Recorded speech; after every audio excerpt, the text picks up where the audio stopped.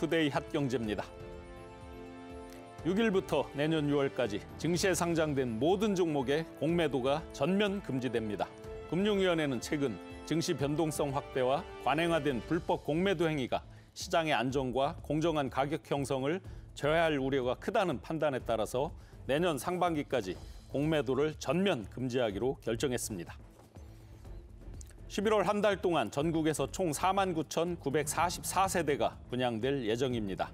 부동산 플랫폼 업체 직방에 따르면 이번 달 분양 예정 물량은 수도권에 23,987세대, 지방에 25,957세대로 조사됐습니다.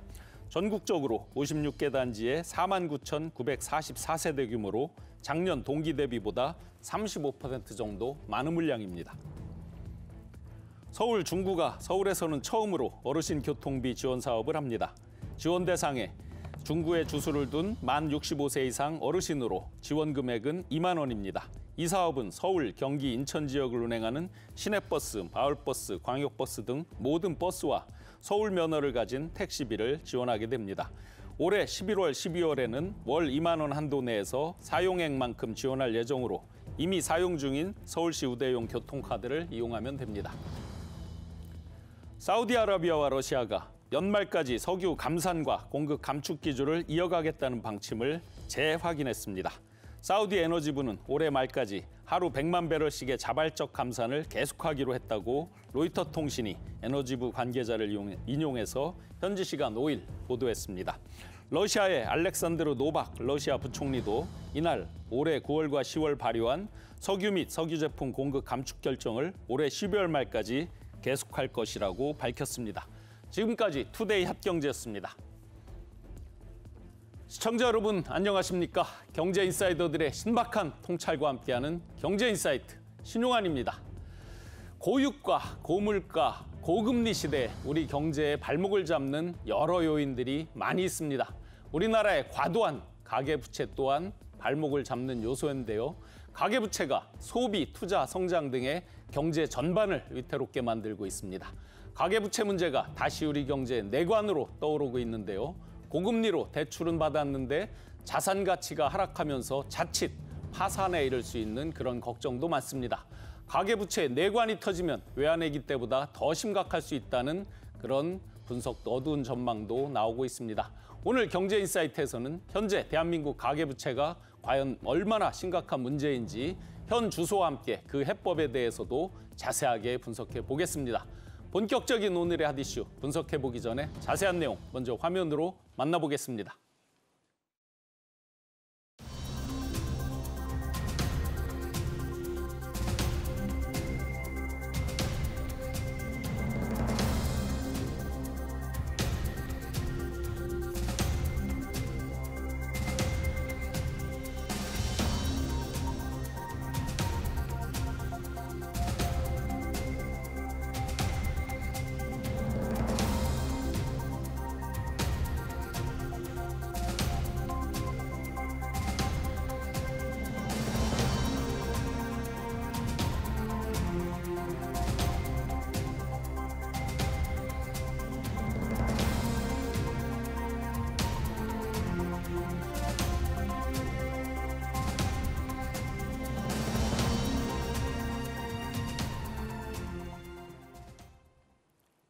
계속된 규제에도 상승 계속해서 액수가 늘어나고 있는 가계 대출 문제, 가계 부채 문제에 대해서 자세하게 분석해 주실 두 분 전문가 소개해드리겠습니다.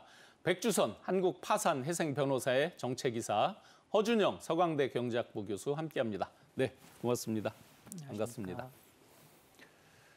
가계 부채 문제가, 가계 대출 문제가 계속해서 한국 경제의 발목을 잡는 요소로 걱정을 낳고 있습니다.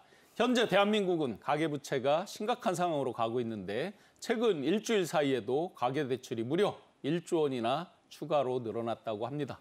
교수님, 현재 가계부채 상태가 과연 어느 정도길래 이렇게 다들 걱정을 하는 상태인가요?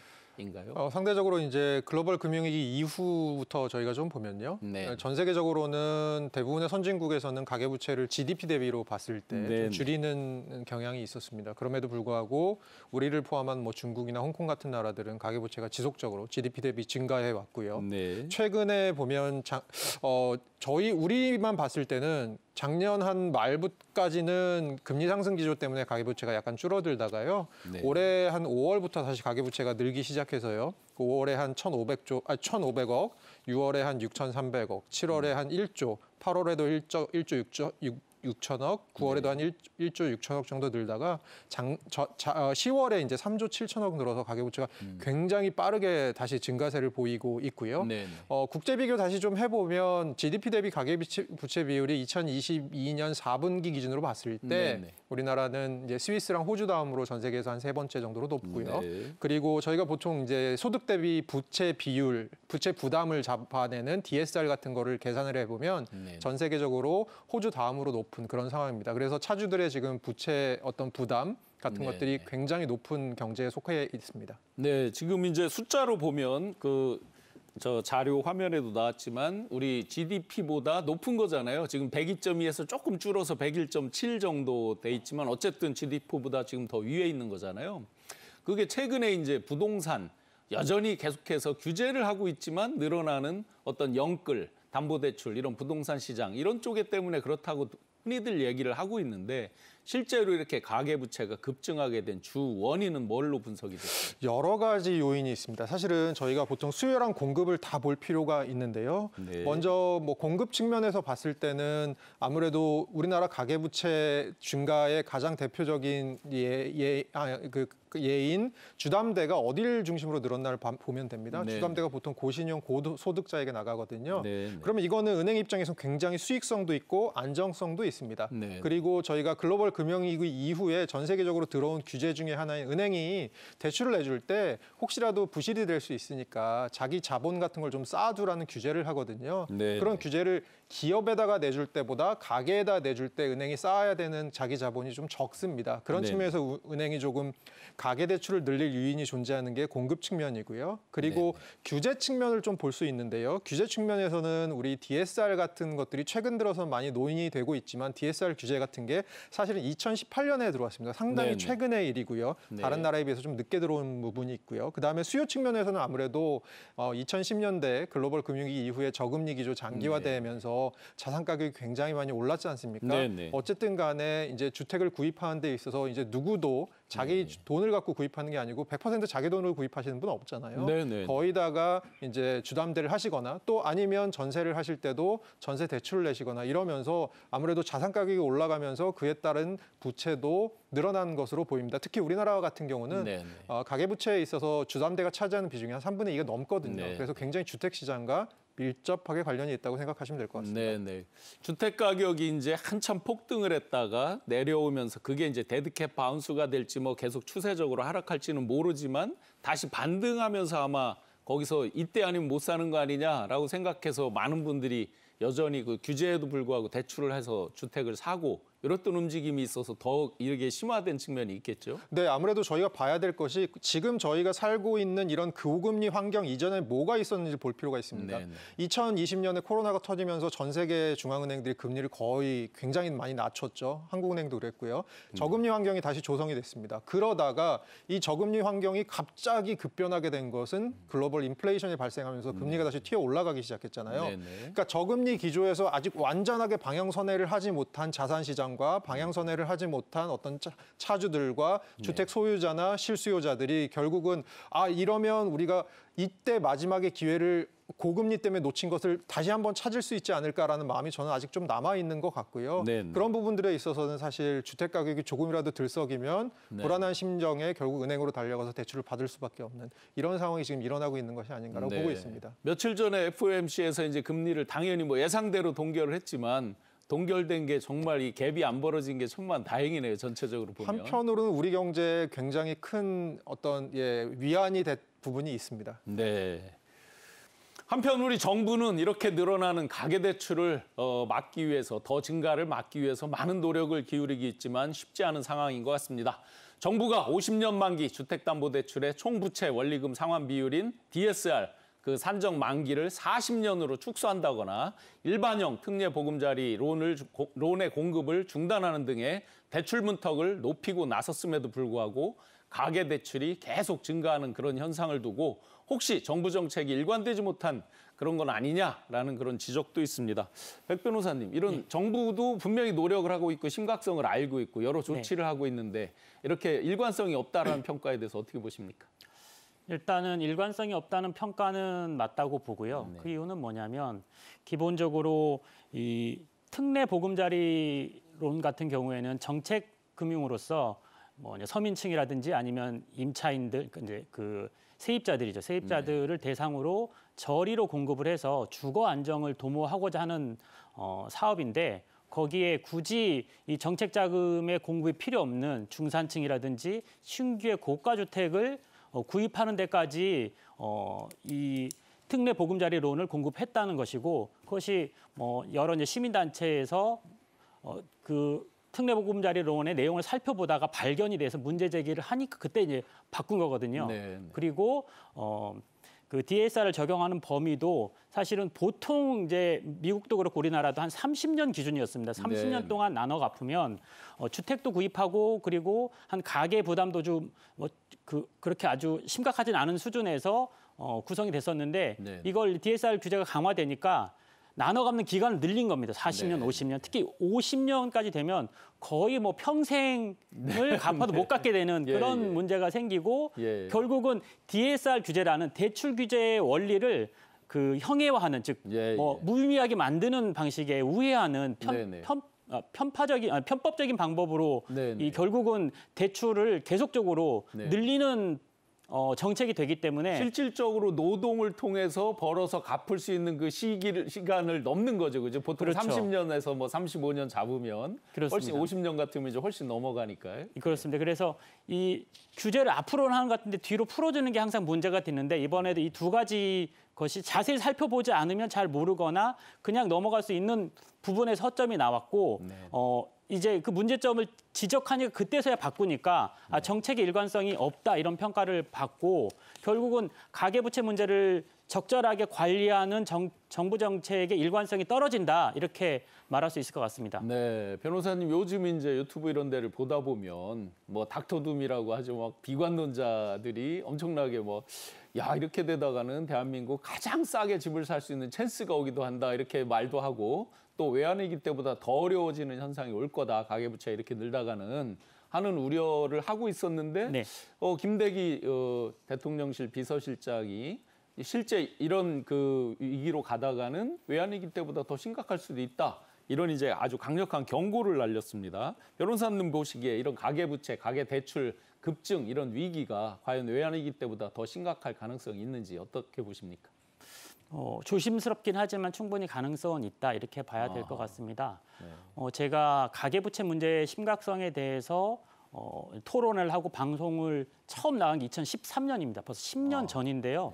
그때 이후로 정부가 이제 많이 바뀌긴 했어도 이 가계부채에 관한 정책이 이 가계부채를 타이트하게 관리하겠다라는 정책을 일관되게 수립해서 진행한 적이 없었고 증가율의 변동은 있었지만 전체 총량은 지속적으로 커졌고 아까 이제 교수님 말씀하신 것처럼 그 수준이 전 세계의 수위를 뭐 적어도 1등이거나 3등하는 뭐 좋은 게 아닌 그 수위를 달리고 있고 그런 면에서 이것이 그 가계부채 문제가 한국 경제의 뇌관이 될 수 있고 한국 경제만이 문제가 되는 것이 아니야. 그렇다면 가까운 나라들 혹은 전 세계적인 위험으로까지 퍼질 수가 있는데 가장 이제 가까운 게 2007년, 2008년에 미국 서프라임 모기지론 사태도 그것도 이제 주택 담보 대출에 의한 문제가 출발이 된 것이고 미국을 넘어서서 전 세계의 경제 위기로 퍼졌기 때문에 대통령실의 그 같은 어떤 진단이라든지 경고는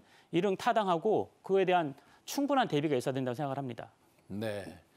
호 교수님은 어떻게 보십니까? 과연 외환위기 수준까지 이렇게 된다는 이건 뭐 최고 강도의 어떤 경고잖아요. 과연 그렇게 우려할 정도 상황이 올까요? 어떨까요? 저는 급성 질환이 더 안 좋은 거냐, 만성 질환이 더 안 좋은 거냐라는 질문을 좀 하고 싶은데요. 외환위기 같은 경우는 일종의 급성 질환이었다고 생각을 하면요. 가계부채 같은 경우는 저는 좀 만성 질환으로 우리 경제를 앞으로 지속적으로 좀 제약할 것이라고 생각을 하는 게요. 저희가 마지막으로 주택 가격이 많이 하락했던 게 제 생각에 맞다면 한 2012년경에 한번 하락기가 끝나고 그 이후로 주택 가격이 다시 이제 조금씩 올라왔는데요.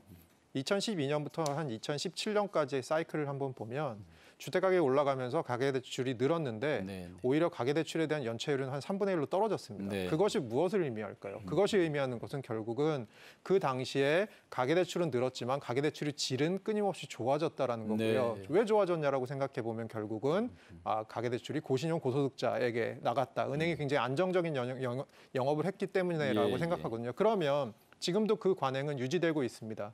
그러면 상대적으로 가계대출의 가장 큰 비중을 차지하는 주담대가 굉장히 안정적인 차주들에게 나갔다. 그러면 은행권이 어느 날 갑자기 이것들이 다 뭐 주택 가격이 폭락해서 은행권이 위험에 빠질 확률 굉장히 낮다고 생각을 합니다. 그러면 어떤 식으로 이런 급성 질환은 아닌데 그러면 어떤 식으로 우리 경제를 옥죄일 것 같냐? 만성 질환으로 옥죄일 것 같습니다. 예를 들어서 차주들의 부채 부담이 늘어나면서 소비 여력이 제한됨으로써 우리 경제의 한 50% 정도를 차지하고 있는 소비가 살아나지 않는다던가 아니면 한쪽에서는 이 가계부채에 계속 짓눌리고 계속 차환을 하시다가 결국은 못 갚아서 굉장히 인생이 힘들어지시는 분이 생기신다던가 이런 식으로 우리 경제를 조금 어렵게 그리고 개별 차주들을 어렵게 만들 것 같거든요.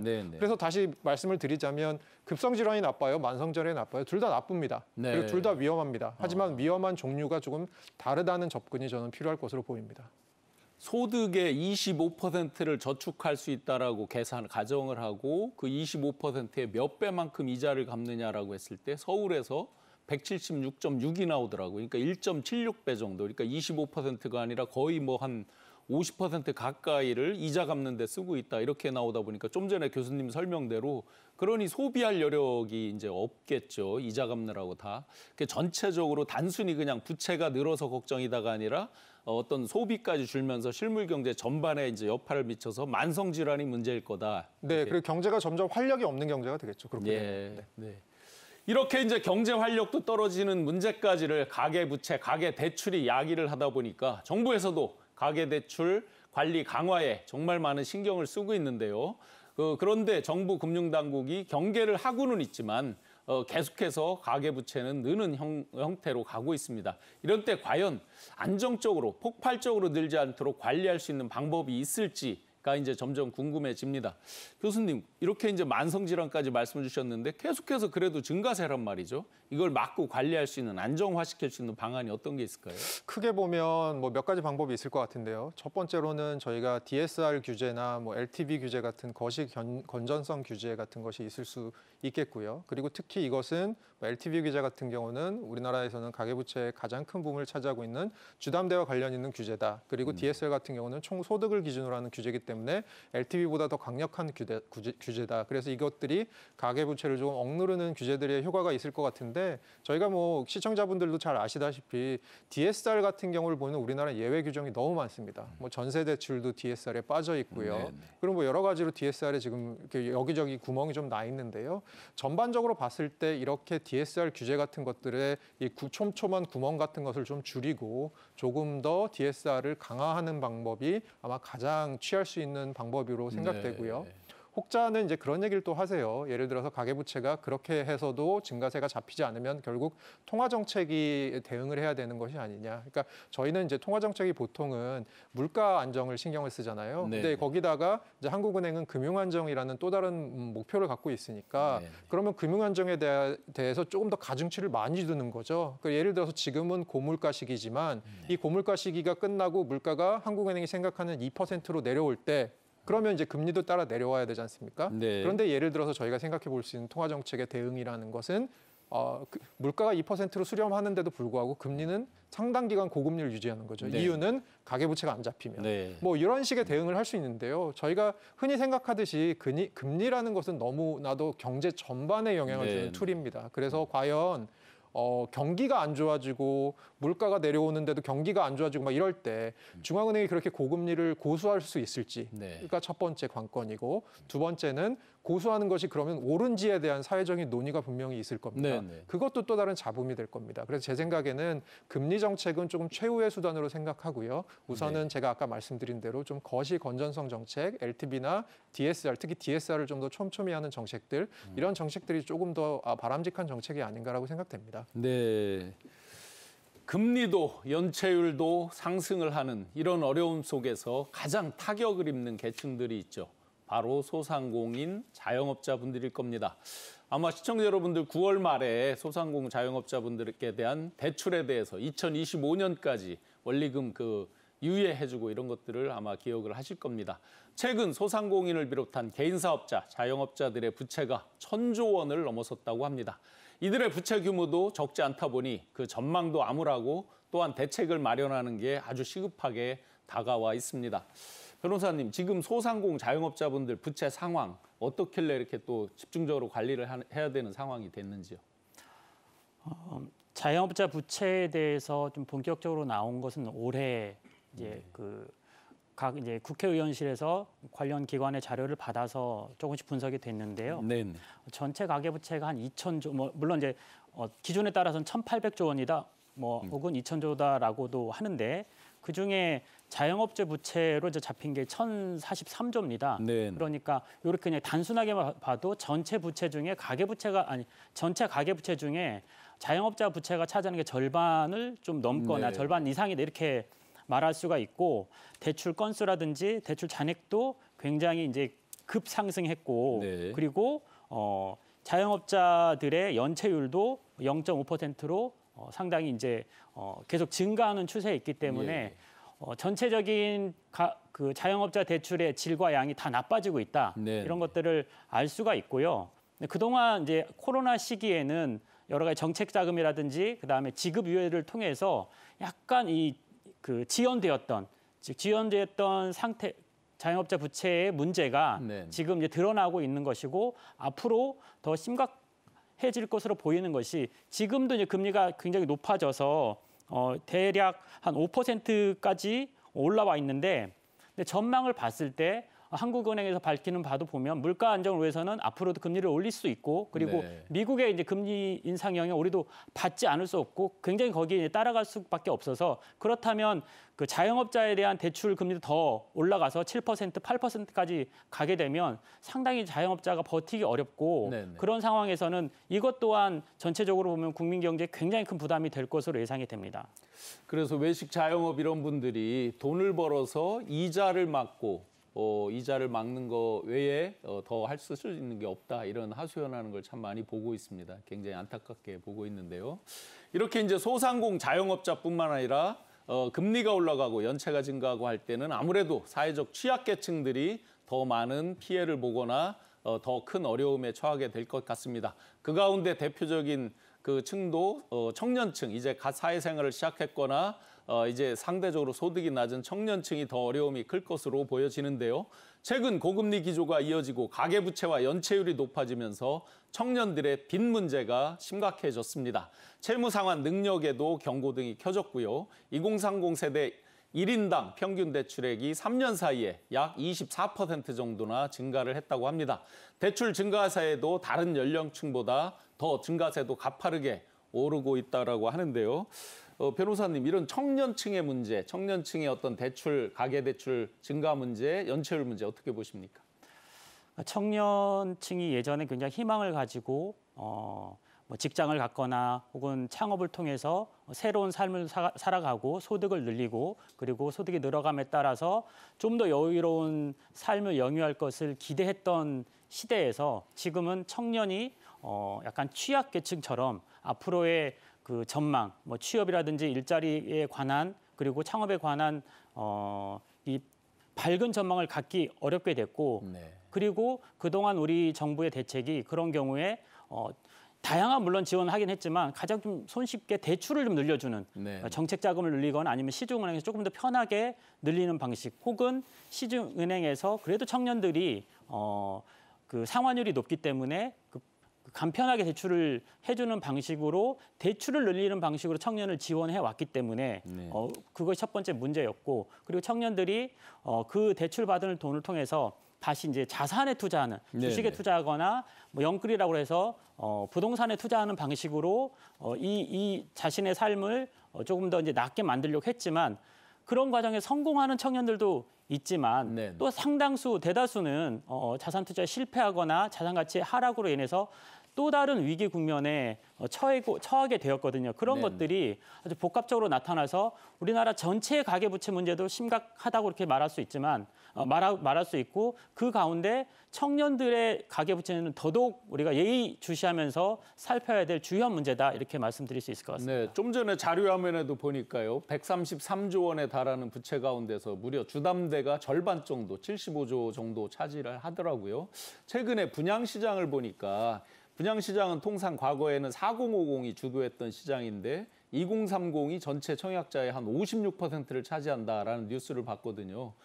결국은 이 청년층의 가계부채 문제도 결국 부동산의 주요 원인이 있는 거 아닌가 이렇게 생각이 되는데 그 부분은 어떻습니까? 비율로 보면 그렇게 보여져서요. 네, 그렇습니다.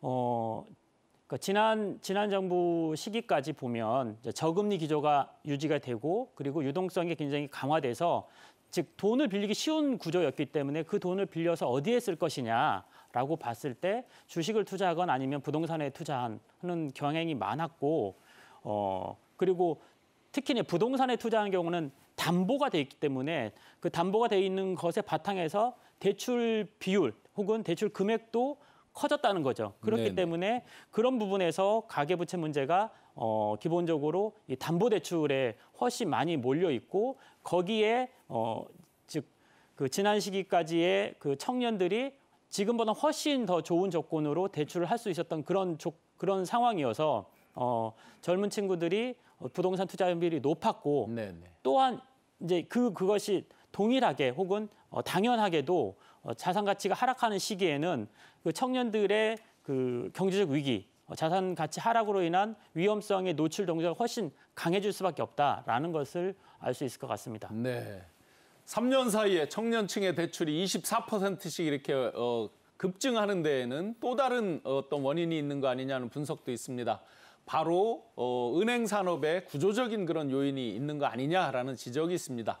신용대출에 대한 국내 은행의 대출 관행이 상대적으로 아주 쉽게 이렇게 되다 보니까 그런 관행에 대한 지적도 있습니다.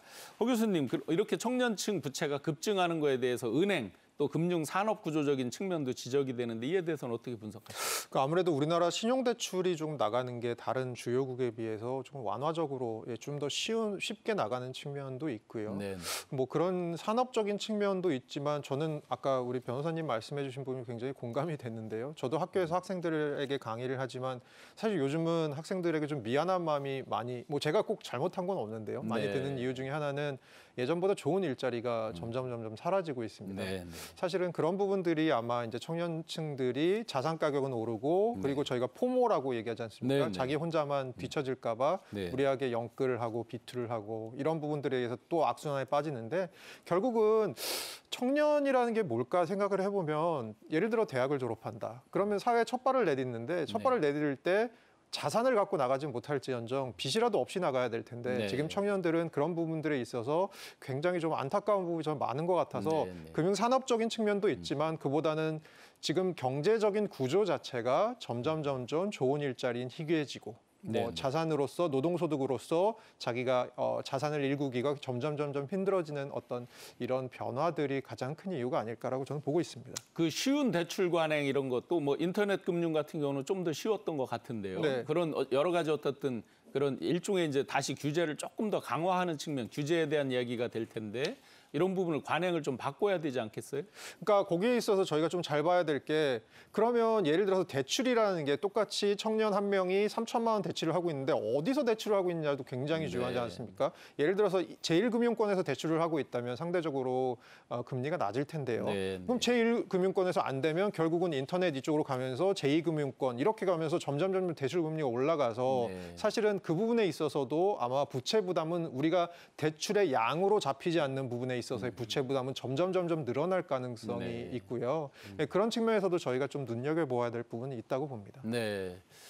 이렇게 되다 보니 많은 청년층이 210만 원을 벌어서 190만 원 이자를 갚아요라는 하소연이 늘고 있습니다. 늘어난 빚을 감당하지 못해서 공적 채무조정 제도에 도움을 요청하는 그런 젊은이들도 늘고 있다고 합니다. 이렇게 가계부채 위기가 더욱 심각해진 원인에는 낮은 대출 문턱 등등 금융 시스템 관행의 문제도 크다는 지적도 많습니다. 금융 시스템 개선 등으로 앞으로 가계대출 위기를 과연 어떻게 극복해 나갈 수 있는지 또 그 노력해야 되는 방향은 어떤지 준비한 영상 본 후에 계속해서 이어나가겠습니다.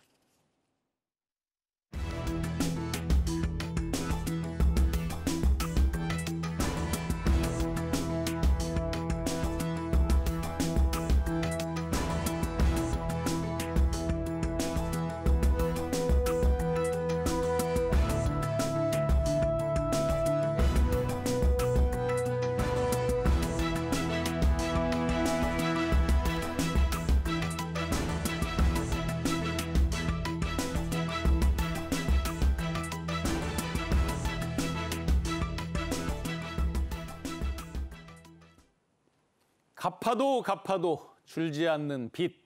이런 빚의 굴레에서 많은 분들이 힘들어하고 있는데요. 이런 빚을 유발하는 그런 금융 시스템적인 문제도 있다라는 지적도 크게 대두되고 있습니다. 현재 그 빚 부채 상환 시스템에 있어서도 문제가 많다라고 하는데 교수님, 그 부채를 상환하는 시스템 이런 부분은 어떤 문제가 있고 어떻게 개선해야 될까요? 그러니까 최근에 연체율 올라간다고 저희가 많이 얘기하잖아요. 예, 근데 예. 그 연체율도 내용을 두 개로 갈라서 봐야 된다고 저는 생각합니다. 주담대 쪽의 연체율은 그렇게 빠르게 올라가지는 않는데요. 네. 그리고 주담대가 주로 어디에 걸려 있냐면 제1금융권에 걸려 있기 때문에 제1금융권 쪽의 연체율은 별로 많이 올라가지는 않습니다. 네. 작년에 그렇게 고금리로 지속이 됐는데도요. 어디서 올라가냐 하면 신용대출에서 올라가고 있고요. 네. 그리고 업권으로 보면 저축은행 쪽에서 많이 올라가고 있습니다. 네. 그리고 이런 것들은 지금 앵커께서 말씀해 주신 대로 만기가 돌아야 하면 차환을 합니다. 예, 다시 연장을 하는 거죠. 못 그렇죠. 갚는 거죠. 그러면 예. 결국은 이런 부분들에 있어서 뭔가 결국은 저희가 아주 많은 가계부채의 큰 부분을 갖고 있는 상대적으로 건전한 차주들의 이면에는 네. 상대적으로 이 신용대출이라는 것을 통해서 뭐 자산이고 이런 것을 획득하려고 하는 게 아니고 하루하루 뭐 영업을 영위하기 위해서 네. 하루하루 생활을 영위하기 위해서 이것들을 지금 대출을 하시는 분들이 분명히 계시다는 얘기거든요. 네. 이런 분들은 사실은 지금 금융 정책으로 하는 부분이 뭐냐? 계속해서 차환을 해주거나 뭐 자영업자들에게 차환을 해주거나 이런 식으로 계속 연장을 해주는데요. 네. 아마 이 연장이 어느 정도의 실효성이 있을지 그리고 결국은 이게 연장의 끝이 무엇일까? 그러면 아마 또 다른 연장일 겁니다. 네. 그러면 그분들은 계속해서 이런 빚에 짓눌려서 지내실 수밖에 없는 부분이거든요. 네. 그래서 구조적으로 저는 엑시 플랜이 조금 필요하다고 생각을 하고요. 네. 뭐 예를 들어서 이분들에게 사실은 저희가 차주들, 특히 이렇게 취약 차주들에 대해서는 더 잘 알아야 된다고 생각합니다. 네. 그래서 정부가 그분들을 더 모니터링하고 그분들에게 예를 들어서 찾아와라. 그리고 정부에게 이런 정보들을 제공하면 우리가 뭐 일자리를 알아봐 주든지 이런 식으로 해서 조금 빚을 조금 어떻게든 조정을 하는 방식으로 해서 엑시 플랜을 짜야지 이게 계속해서 차환 이렇게 넘어가는 것은 네. 결국은 그냥 돌려막기라고 저는 생각이 됩니다. 그리고 우리나라 같은 경우는 잘 아시겠지만 변동금리의 비중이 굉장히 높습니다. 네. 다른 나라에 비해서요. 그러면 결국은 금리 상승기에 금리 상승으로 인한 피해가 주로 누구에게 집중되느냐? 그럼 차주들에게 집중될 네, 가능성이 네. 큽니다. 금융기관은 상대적으로 피해가 좀 적을 수 있죠. 네. 그런 구조들도 사실 좀 눈여겨보아야 된다고 생각합니다. 그래서 마음 아픈 얘기지만 그 코로나19 때부터 계속 힘들었던 소상공인분들 지난 9월에 이제 만기를 3년 연장을 해주지만 2, 3년 연장을 해주지만 과연 그때라고 해서 원리금을 상환할 수 있는 거냐. 일각의 그런 지적들도 많이 있더라고요. 저희가 좀 지금 말씀해 주신 부분이 저도 되게 뼈 아프게 다가오는 부분이 OECD 국가 중에 네. 제조업 대비 서비스업 생산성이 가장 낮은 국가가 불행하게도 우리나라입니다. 아하. 서비스업 생산성이 왜 낮냐?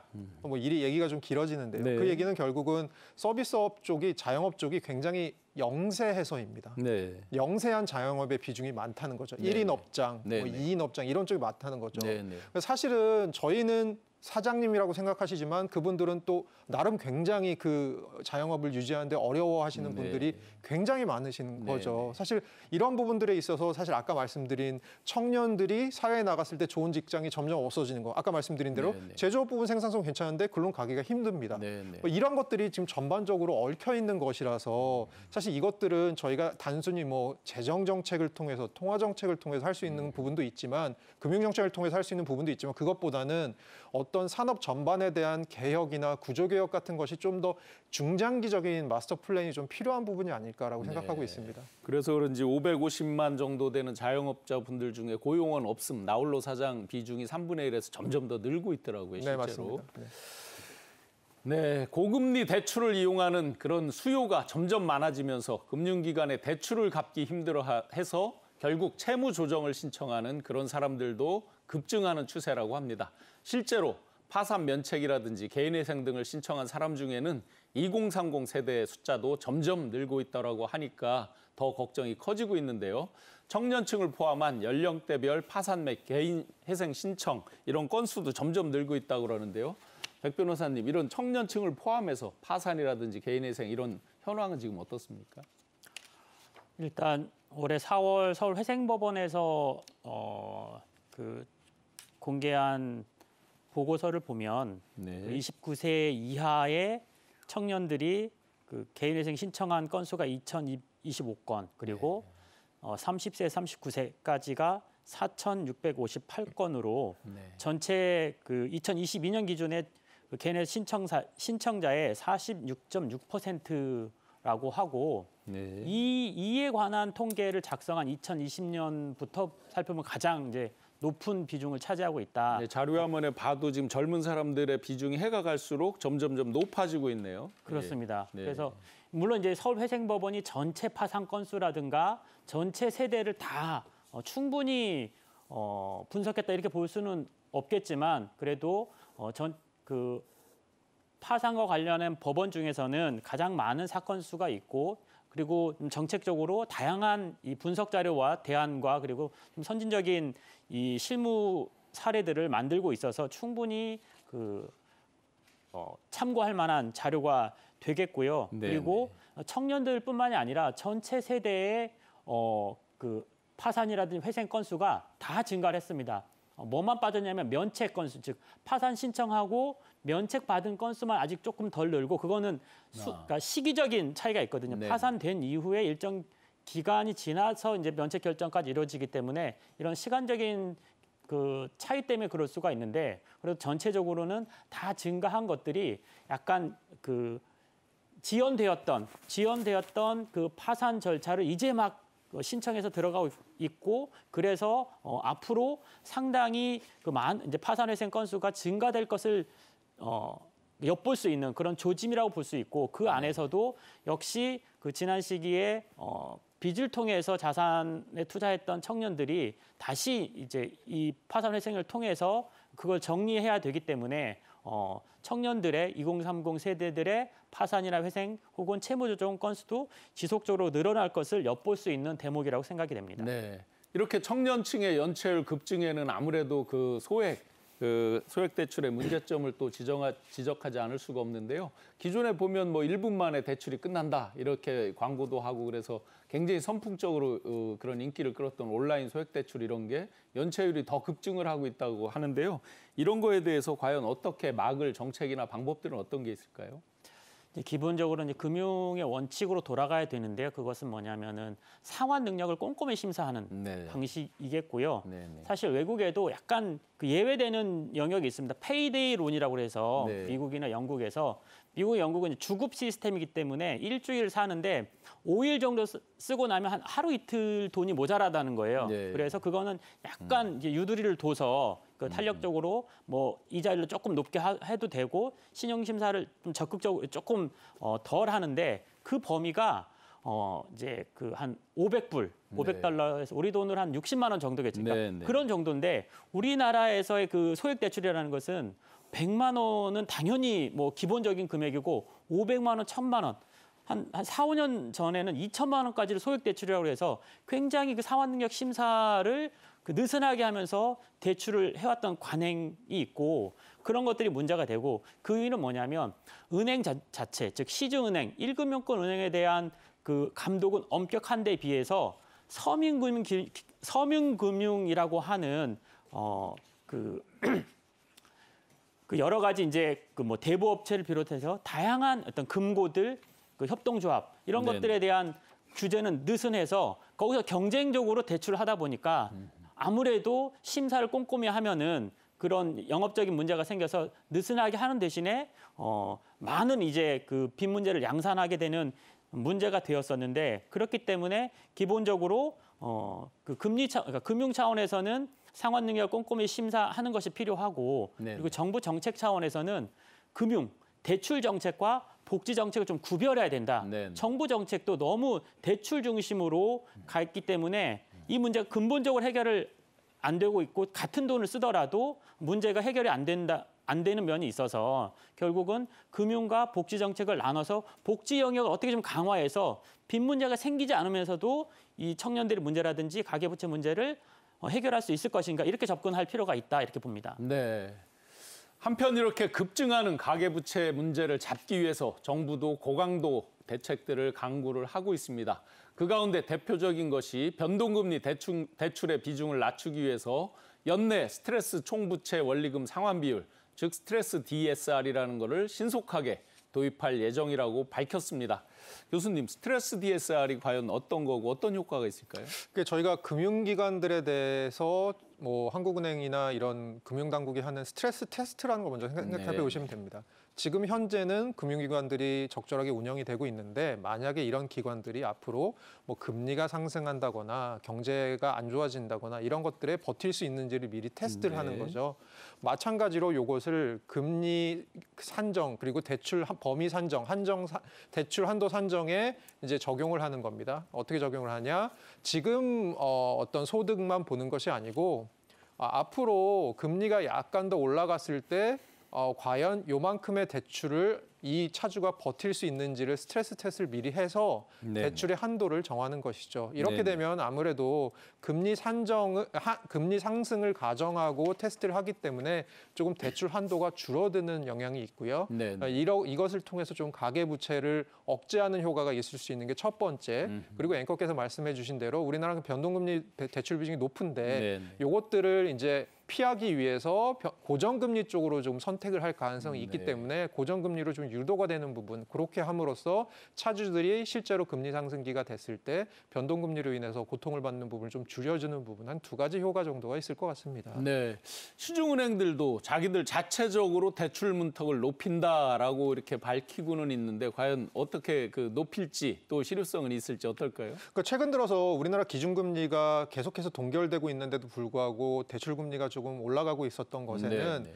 첫 번째로는 그것에 연동되는 미국의 국채금리가 한동안 높았던 것도 있지만 네. 또 한편으로는 은행들이 자발적으로 이제 금리를 좀 높인 부분도 있다고 봅니다. 네, 그래서 네. 당분간 조금 차주들이 느낄 수 있는 적용받는 금리 같은 것들은 조금 높게 유지될 가능성이 있고요. 네, 네. 그리고 미국 같은 경우는 어쨌든 간에 지금 고금리가 막바지에 왔다라고는 하나 이 고금리 기조가 향후에 얼마나 지속될지는 미국 경제가 얼마나 버티느냐에 달렸지 않습니까? 거기에 네네. 불확실성이 있지 않습니까? 그래서 네. 사실은 아직 이 고금리 상황이 끝난 게 아니니까 그런 부분들에 있어서 차주들이 조금 위험의 관리 같은 것들을 자체적으로 하는 부분, 네네. 너무 무리한 어떤 대출 같은 것들은 좀 지양하는 부분들도 저는 분명히 필요한 시점이라고 네. 생각합니다. 저희가 FOMC를 방송할 때도 국민들이 좀 바쁘고 그래도 이런 국제금리까지 다 관심 있게 봐야 되는 이유가 이제 이런 가계대출까지도 직접적인 영향을 미치는 거죠. 네, 그래서 한편으로는 국민들이 그것까지 딴 신경 쓰실 거 많으실 텐데 그것까지 신경을 쓰시게 돼서 참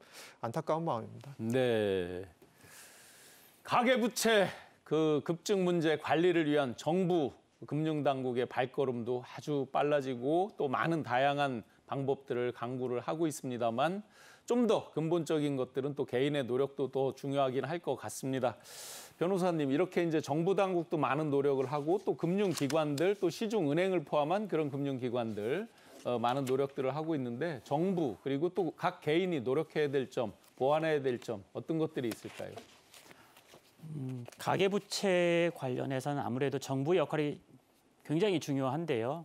굉장히 중요하고 그중에 금융당국, 금융위원회, 금융감독원의 역할이 무엇보다 중요합니다. 거기서 무엇을 해야 되느냐? 사실은 그 디레버리징이라는 정책, 즉 부채를 감축하겠다, 네, 네. 부채 총액을 감축하겠다라는 입장이 분명해야 됩니다. 네. 지금까지 지켜보면은 그 입장이 분명하지는 않았다고 보이고 잘 관리하겠다라는 정도의 선언에서 다양한 정책을 썼을 뿐이고 그것이 효과를 발휘하지 못했기 때문에 오늘도 이런 토론을 한다고 보고요. 구체적으로는 예컨대 뭐 5년 혹은 10년 안에 OECD 평균 그 가계부채의 기준을 뭐 달성하겠다. 예컨대 GDP 대비 80% 정도가 80에서 86% 정도가 OECD 평균인데 우리도 그 기준에 맞추기 위해서 이 관리를 하겠다라는 것을 분명히 하고 관리 지표를 분명하게 공개하고 이행 상황을 국민에게 보여주는 게 중요하다고 생각합니다. 즉 풍선이 이렇게 빵빵하게 계속 부풀어 오르는데 바람을 한 번에 뺄 수는 없으니까 정확한 그 계획을 가지고 서서히 빼가는 과정이 필요한데 이것을 분명하게 제시하지 않고 계속 관리 잘하고 있다라고만 하면 그건 이제 흔히 말하는 폭탄 돌리기처럼 네네. 요 기간만 넘어가고 다음 정권에 넘어가기 때문에 문제가 해결되지 않을 것이라고 보고 그리고 그 전체적으로는 대출 총량을 잘 관리를 해줘야 된다. 네. 일정에 넘어가지 않도록 이런 것들이 필요하다고 생각을 합니다. 네. 교수님, 뭐 정부도 열심히 노력을 하고 있고 또 시중 금융기관들도 많은 노력을 더 기울여야 될 텐데 전체적으로 어떤 부분을 보완하고 더 도와줘야 될런지요? 저는 이제 변호사님 말씀하신 거에 한마디만 첨언을 하고 싶은 게요. 네. 부채 총량 줄이는 거 중요합니다. 근데 줄일 때 어디서 빠지는지를 봐야 됩니다. 네. 왜냐하면 은행들 입장에서 생각해 보십시오. 부채 총량을 정부에서 줄이라고 합니다. 어디서 줄일까요? 고신용 차주한테 줄일까요? 아니면 저신용 차주한테 줄일까요? 네. 그러면 총량 규제가 뜻하지 않는 사각지대를 만들 수 네, 있습니다. 네. 결국은 그러면 총량 규제하는 거 좋은데 네, 네. 할 때 어떤 차주들이 어떤 식으로 지금 고통을 받는 부분이 뜻하지 않게 또 생기고 있는 것이 아닌지 그런 네, 부분들에 네. 대해서 조금 봐야 될, 면밀하게 봐야 될, 그러니까 어디서 부채가 빠지고 있는지도 네. 봐야 되는 그것도 저는 굉장히 강조하고 싶습니다. 그래서 심지어 이제 고금리지만 그 이금융권 그 굉장히 고금리라도 쓸 수 있는 이런 부분을 해달라는 목소리도 의외로 일각에서 많이 있더라고요. 네, 갈 데가 없어지니까. 네, 그렇습니다. 저희는 지금 어떻게 그 시장에서 받을 수 있는 금리 같은 게 한도가 정해져 있죠. 네. 네, 근데 그 금리가 넘어서면 결국 이제 사금융으로 가야 되는 네, 거고요. 네. 그런 측면에서 그것들을 좀 풀어달라는 요구들이 있는 것으로 알고 있습니다. 네. 근데 그 부분은 좀 네, 네. 다르게 접근할 필요가 있다고 보는데요. 그 부분 아까 말씀드린 것처럼 금융과 복지를 구별해야 된다고 하는 맥락하에 있는데 네. 돈이 필요하기 때문에 그것을 대출로 연결시키는 것이 지금까지 문제를 가중한 요소였기 때문에 큰 틀에서는 가계부채 양을 줄이겠다라는 네. 것을 분명히 하고 그리고 신규 대출부터 그 기준을 지켜가고 그리고 기존 대출을 방금 이 교수님 말씀하신 대로 여러 부작용들이 최소화하는 방향으로 접근을 해야지 그런 부작용을 먼저 생각해서 이 가계부채 총량을 줄이는 목표를 세우지 않는다면 그건 결국 네. 근본적인 해결을 못하지 않겠는가라는 생각입니다. 네. 급증하는 가계부채로 인해서 고통받는 소상공 자영업자분들 포함해서 청년층의 문제, 그리고 각종 주담대 연체율 급증의 문제, 그게 실물 경제까지 소비까지 이어지는 전체 경제적인 문제 전반에 대해서 자세하게 분석을 해봤습니다. 오늘 급증하는 가계부채 문제 잘 분석해 주신 두 분 감사드립니다. 네, 고맙습니다. 고맙습니다. 경제인사이트 오늘 준비한 내용 여기까지입니다. 소에 발생하는 럼피스킨병이 전국 각지로 빠르게 퍼지면서 우리 한우 농가의 한숨도 깊어지고 있다고 합니다. 정부는 긴급 백신 도입에 나섰지만 한우 가격 폭락과 한우가 그동안 수출을 꽤 했다고 합니다. 그런데 수출 난항에 대한 그런 우려가 끊이지 않는 모습입니다. 다음 이 시간 경제인사이트에서는 세계에서 인지도가 점점 높아지고 있는 한우, 그 한우 수출의 현주소와 럼피스킨병이라고 하는 위기를 과연 어떻게 극복하면 좋을지 그 해법에 대해서 자세하게 분석해 보도록 하겠습니다. 오늘도 함께해 주신 시청자 여러분 고맙습니다.